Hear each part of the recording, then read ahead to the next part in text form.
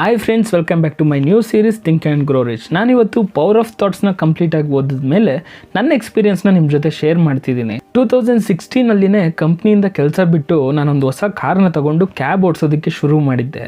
ಆದರೆ ನಾನು ಅದರಲ್ಲಿ ಸರ್ವೈವ್ ಆಗೋದಕ್ಕೆ ಆಗಲಿಲ್ಲ. 2017 ಆ ಕಾರ್ನ ಮಾರಿ 1 ಲಕ್ಷ ಲಾಸ್ ಮಾಡಿಕೊಂಡು ಮತ್ತೆ ಅದೇ ಕಂಪ್ನಿಗೆ ಕೆಲಸಕ್ಕೆ ಸೇರಿಕೊಂಡಿದ್ದೆ. ಜೀವನದಲ್ಲಿ ನಾವೇನಾದರೂ ಹೊಸದಾಗಿ ಮಾಡಬೇಕು ಅಂದ್ಕೊಂಡಾಗ ನಮಗೆ ಬರೀ ನಮ್ಮ ಆಸೆ ಕನಸುಗಳು ಅಷ್ಟೇ ಕಾಣ್ತಿರುತ್ತೆ. ಅದನ್ನೆಲ್ಲ ಫುಲ್ಫಿಲ್ ಮಾಡ್ಕೊಬೇಕು ಅಂದರೆ ನಾವು ಯಾವ ದಾರಿಯಲ್ಲಿ ಹೋಗಬೇಕು, ಆ ದಾರಿಯಲ್ಲಿ ಏನೆಲ್ಲ ಕಷ್ಟಗಳು ಬರುತ್ತೆ ಅನ್ನೋದು ಕೂಡ ನಮಗೆ ಗೊತ್ತಿರಲ್ಲ.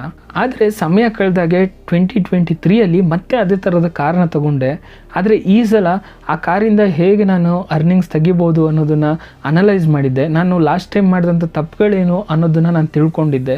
ಸೊ ಈ ಟೈಮ್ ನನಗೆ ಆ ಕೆಲಸ ತುಂಬಾ ಈಸಿಯಾಗಾಯಿತು. ಇದರಿಂದ ನನಗೆ ಅರ್ಥ ಆಗಿದ್ದು, ನಾವು ಯಾವ ವಿಷಯದ ಮೇಲೆ ತುಂಬ ಶ್ರದ್ಧೆ ಇಟ್ಟು ಕೆಲಸ ಮಾಡ್ತಾ ಹೋಗ್ತೀವೋ ಮತ್ತು ಆ ದಾರಿಲಿ ಬರೋ ಕಷ್ಟಗಳನ್ನ ಎದುರಿಸ್ತಾ ಹೋಗ್ತೀವೋ ಆವಾಗ ನಮಗೆ ಸಕ್ಸಸ್ ಖಂಡಿತ ಸಿಗುತ್ತೆ.